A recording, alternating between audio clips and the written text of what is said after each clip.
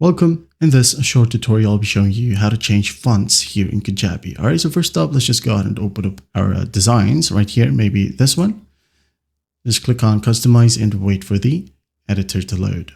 Now, to do it, just make sure that you go ahead over to settings right here. Now go ahead and scroll down and find style guide. Okay, in here, just go to scroll all the way down and find body font and heading font.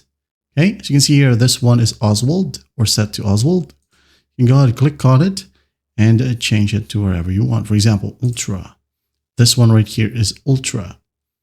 Okay, or I'm just going to go ahead and change it to maybe Sacramento right here. Hit on save and just wait for the changes to take effect. All right, there you go. For body, click on drop down. Maybe I'll change this one to Amaranth. All right. Again, hit on save right here at the top and wait for the changes like so. Now, if you want me to create a video about using a custom font, okay, that is not available here on Kajabi, all right, you can go ahead and leave a comment below and I'm going to go ahead and make that video. But that's it for now. That's how to change the fonts here in Kajabi. Well, I hope this video helps. I'll see you in the next one.